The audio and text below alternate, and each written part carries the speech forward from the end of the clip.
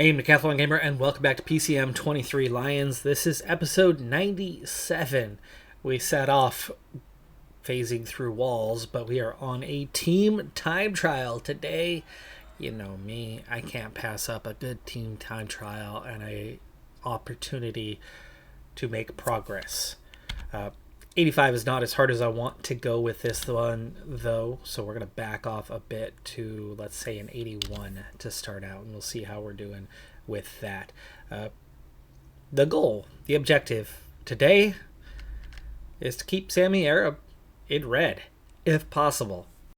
It's Tour of Croatia. It's only a 2.1 race, so this is not a major thing on our calendar, but it's a great opportunity to score points. It's a great opportunity to add some popularity to one of our leaders.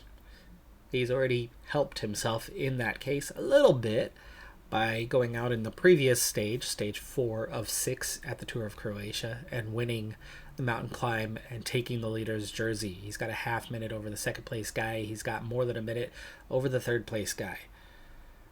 So he's looking pretty dang good on that front, and even putting in all the time and effort here. He sets a high tempo, and yeah, he can totally go max. It's getting his teammates across the line. Shimway looks like somebody who can definitely do pretty well in that regard, and so we're going to give him even more of a boost. But it's keeping the team in place. We were not on the list of favorites at all for this event. It's going to make it difficult. We're a minute down already at the first time check, but we're one of the last teams that are out there. There's not many left behind us. I mean, we do have the first place guy, but you know, there's that overall team effect, and we are not even close to him. But how are we looking for now? I'll take a moment to assess if we can push harder, whether we're doing well or whether we need to back off before I get too far. So taking a look at our guys. Shimway is great. De Villiers is looking good. Hanoch is a little bit below. Daniels is absolutely below. Hanoch is suddenly the key. Here's why. We only have 6 guys today. 5 must cross the line together, and therefore we've got to get Hanoch in place, because Daniels is not going to make it. Daniels can give us whatever he can give when it's his turn once again, and we're actually going to have him push harder. When he gets dropped, he gets dropped. He's going to essentially take one more turn. But we don't have 2 spare guys. We're short. Every other team has 7. We have 6. So Hanoch taking a very short turn is going to get him to the back to stay in place. And then Daniels will get dropped here at some stage. But Arab is going to do the dirty work. Now, the big key for him is he can go a long, long, long time. And that's fantastic. What we can't have is him destroying all of his teammates, though. Shimway is okay with this. De Villiers is okay with this. Hanoch is hanging on to this tempo. Almost hanging on to this tempo, but not quite. Havu is hanging on to this tempo. He's okay. See how much progress we're gaining, and we could definitely be moving up here, but we're down to 18th at the first time check, meaning we are definitely a little bit slow. Havu dropping back. Shimway is good. I think a Shimway can now offer us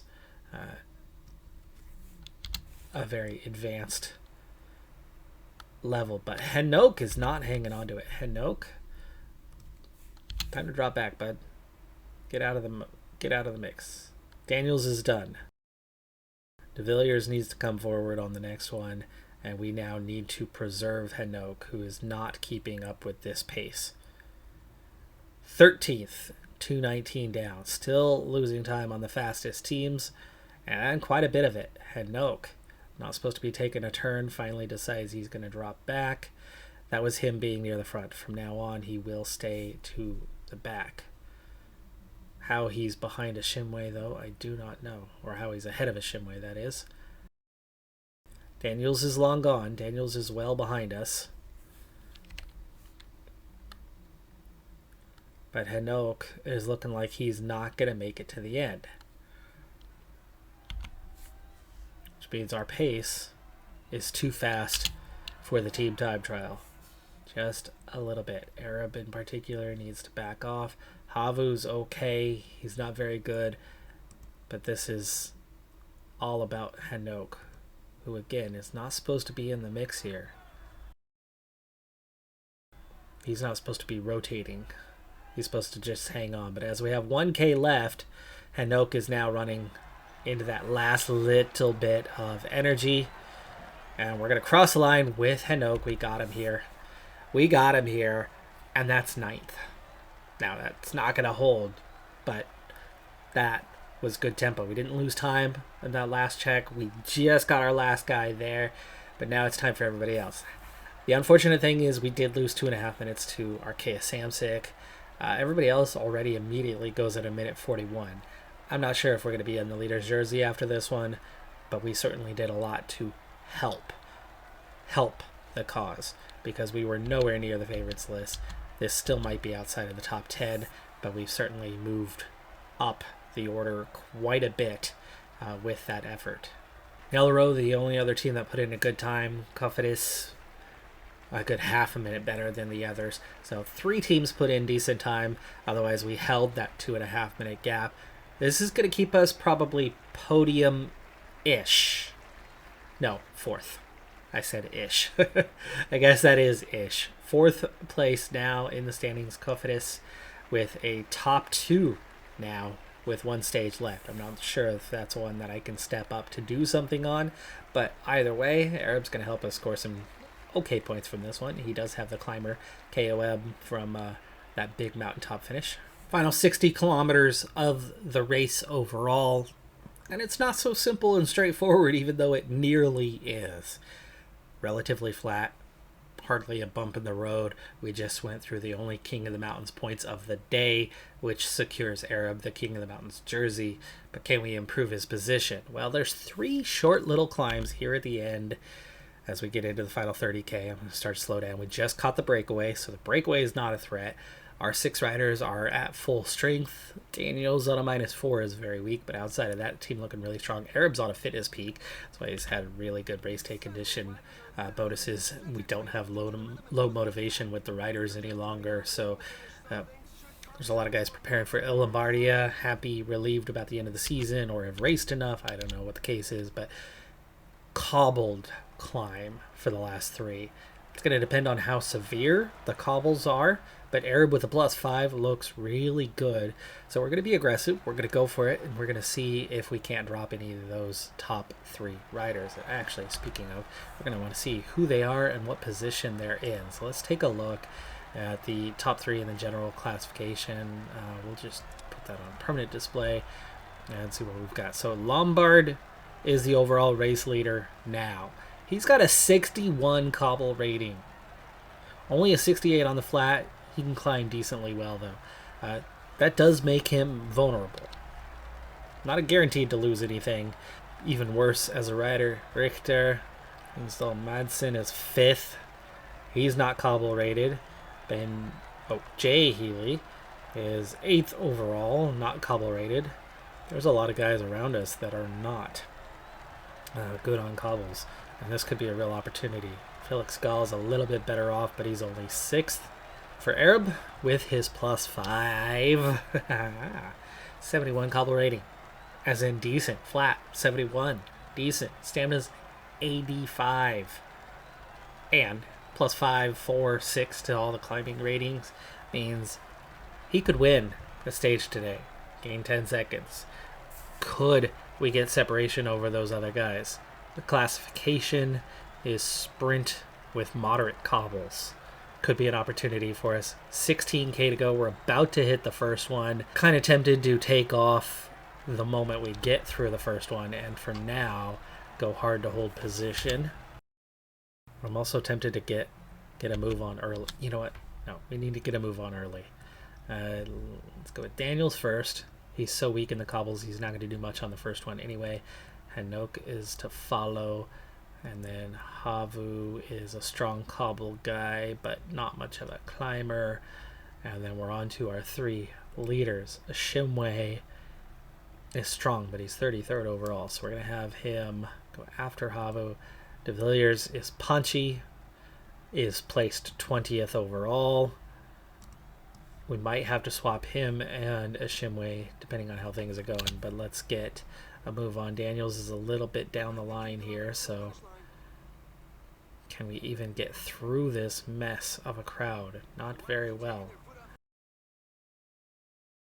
Daniels, well, like I said, I wanted to kind of just get through the first one in one piece and then go. Red bar's gone for Daniels. He's the weak link on everything. So getting him to the front here as time goes on is going to be kind of the key. We got him into open air. Now helping the other guys. Henok was out of position, but now he's in. Havu, Shimway, De Villiers, Arab. That's the whole team in place now as we go to set up for the next time. And Daniels will definitely not be in front for that one. Peloton's already split, and none of those contenders are in place at the moment. Fake cobbles through there. We're bouncing, but nothing's happening. Okay, we're on to it. Daniels is now going to follow. Try to help break toe. Henok, not cobble rated, but a better climber. We'll start it at a 97. Found some space. Pushing through the cobbles quickly. And now we can go 99 for him. 6.5K. 4 guys left. When we hit the flat, Havu's our cobbled guy, so Havu's the one we want to push. Flat rated is a Shimway. A Shimway is going to swap.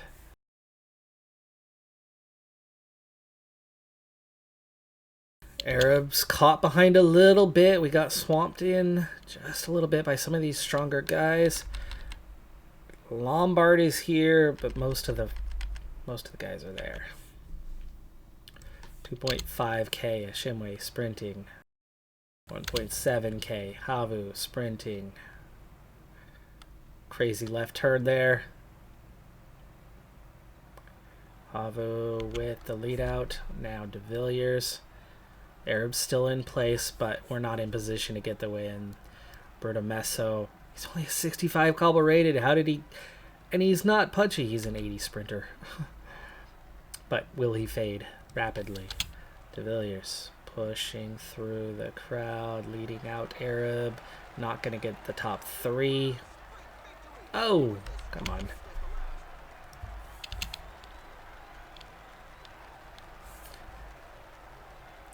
German national champion Schuster. We've beaten him. We're not getting any feedback on the standings. Arab's well placed, but it's not a top 3. None of the top riders are here, though. So will there be a time gap anywhere? Seems a little too bunched.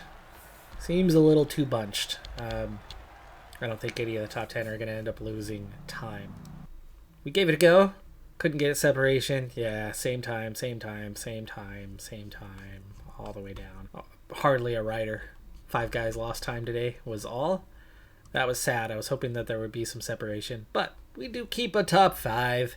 We did get a stage win, and we had a decent performance in the team time trial with only one quality time trialist and only a second one who is even tolerable. The rest were all in the 60s or 50s. So all things considered, 4th is good, but the win would have been nice.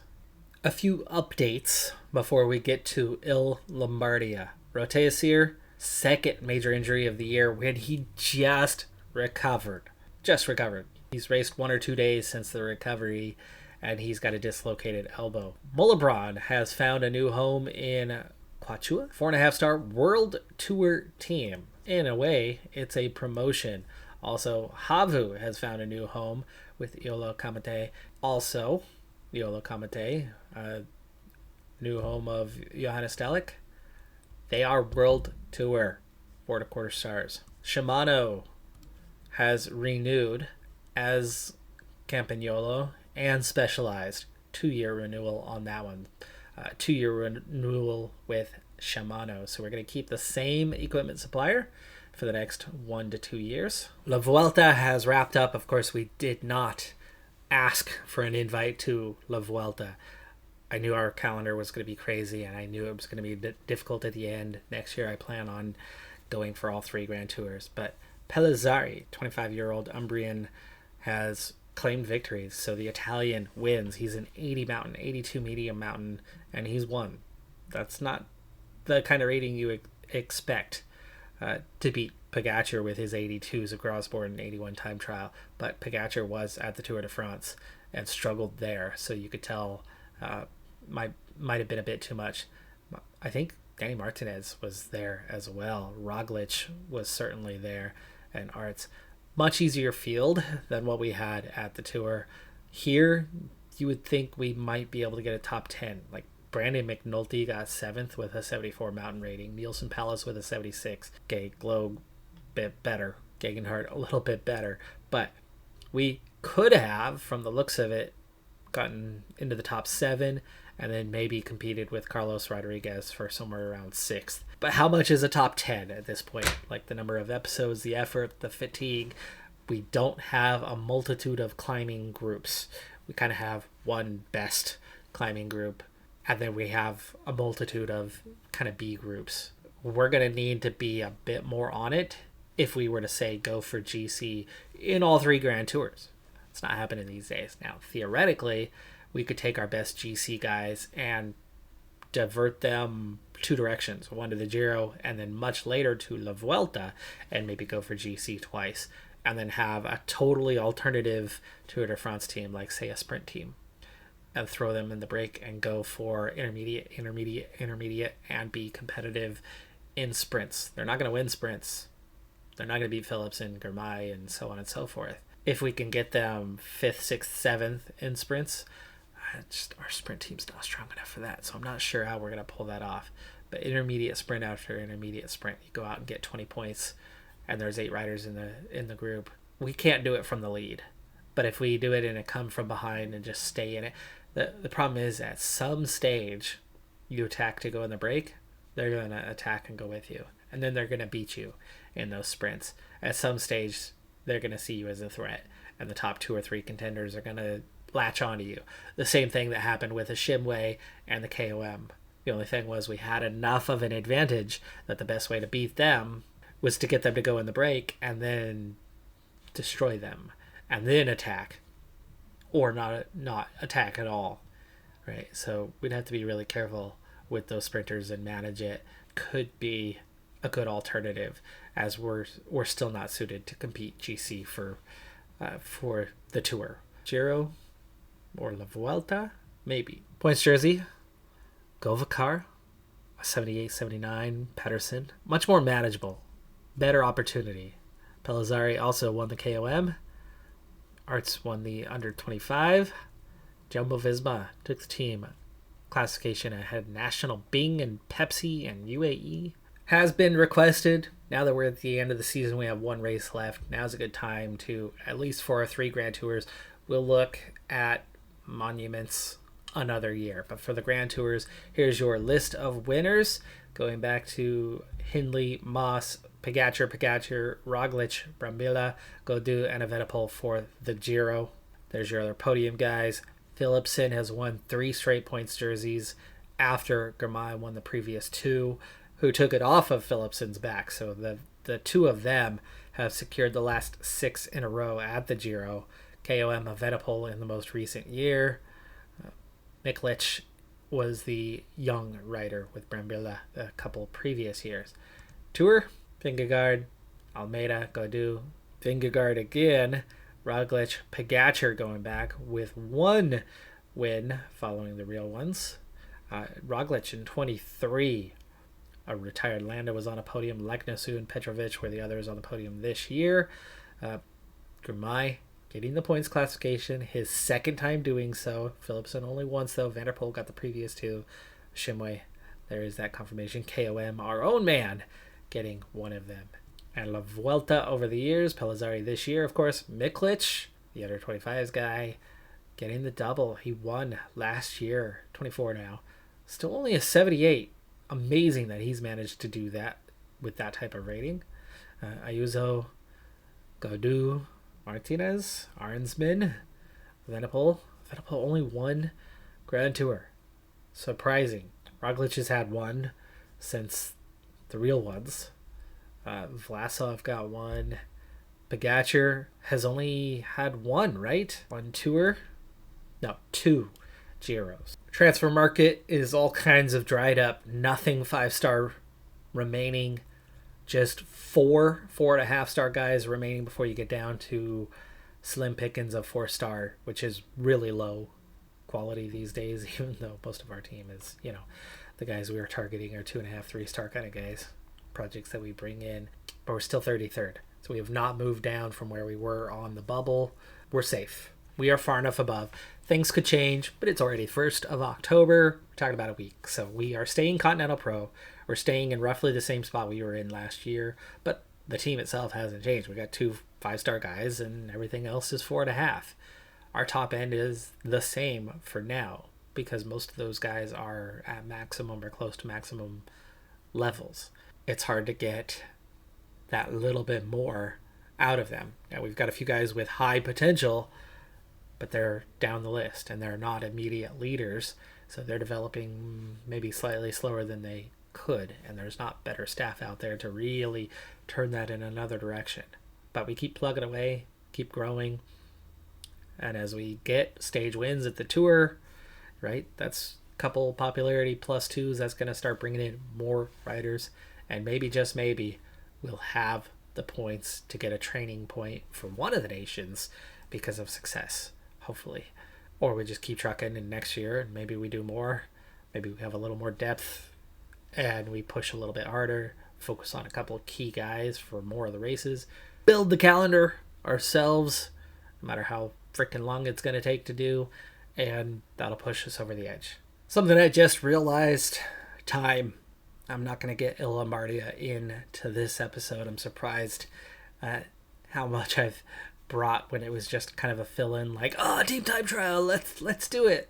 And then I knew I had a few updates, and then I figured I'd jump right into Il Lombardia, but here we are already pushing our luck when it comes to time for this episode. So what I'll do is Il Lombardia end of season rankings, and then start up for the new season, which I'm committing a ton of time to do all of the building myself. So I'm not going to bring you all of that. That's going to take me hours, but I'll give you maybe a few little snippets. Go through. I've done it before, but go through the decision making on who I'm assigning where, how I'm spreading it out, where I'm assigning objectives and whatnot. That'll come into the next episode. But that means I've got a little bit of time left for this episode, enough to bring you a quick overview of what's happened in the major races at World Tour level, including the monuments. Here we go. It's going to be quick. So pause if you need. Hover over that button to pause, or that space bar to pause as you go along. Roglic's most recent winner for Tour of Australia. This is one that I've won quite a few times. It's one of those ones that it's very possible to do. We'll see if our name pops up for any podiums or anything this year. We had some success at World Tour level. We definitely scored points. But did we win anything? I don't know. UAE. Last 2 years, Samuels has been on the podium each of the last 2 years. Won the KOM, the previous, and the under-25s that previous year in 28. Paris-Nice. Young riders for Samuels. Martinez won it this year. Venepul. Vingegaard. Samuels. Young riders. Giro. Adriatico. Pogacar. 3 years in a row. 4 of 5 he has won. Catalunya. Manuel Bermudez. A 23-year-old climber with an 80 mountain rating. Vasco. Leknesund. Vingegaard. Ayuso. Vingegaard 3 times in 5 years. Romandy, Fortunato, not sniffing any podiums around here. Simon Yates, a recent retiree, did well there. Dauphiné, Martinez and Vingegaard over the last few years. Helvetica, isn't it? Anyway, Vingegaard, Venepul, Moss, Hagita, Venepul, twice winner. Again, no podiums for us in those. Polonia, Bowman, Kennedy, Battistella, Archie Kennedy, 22-year-old mountain climber, 78 rating already for him. Bowman's only a 76 and deteriorating at his age. Surprised he was able to get that win. Benelux, Jorgensen, Skjelmoza, Van Aert. Where has Van Aert been? Like, what has he done anytime? 35 now, down to a 71 mountain rating. He's done dirty here. I've said this before, but I think Van Aert is the best all-around rider in the world right now. All around. Like, when you put it all together. No, he is not the best climber. Not even close. But he's a very good climber, right? He's like Samuel's level climber. On a day, with support, good fitness, right? With help, he can hang in there with the best climbers. He's not going to beat them, but he can hang in there. But then, with crazy medium mountain, insanely good hills, he's well over 80s. Ignore the I'm 35 years old now. But with the best flat and the cobble and in tremendous sprint and a crazy good time trial, really good stamina. Like he's 83 to 85 in damn near everything. And then, a very good sprinter and very punchy and then can hang in and climb. When you piece it all together, I think if he wanted to and the team wanted him to and he was the leader, and especially if he had, well, Roglic isn't with Jumbo-Visma anymore, but if he had, like Roglic, if he had Vingegaard, if they all supported him, punchy stages, he can go and win and get separation and pick up 20 seconds, 30 seconds, multiple times. We've seen him do it so many times, winning stages at the Tour. I think he could win a Grand Tour. Maybe not the Tour de France. But if you had, say, the Giro, with not the most serious of climbs in that particular year, yes, of course, there's going to be mountain stages, but I think he could hang in there and lose little to no time on most of the mountain stages. Let's say he loses a minute and a half overall on mountain stages. Maybe 2 minutes. Maybe 3. Let's say 3. Let's give it 3 minutes, okay? Wout van Aert loses 3 minutes over the collection of climbs. I think he's a good enough climber to do that pretty easily. He does not lose much time as it is. We've seen him in jerseys.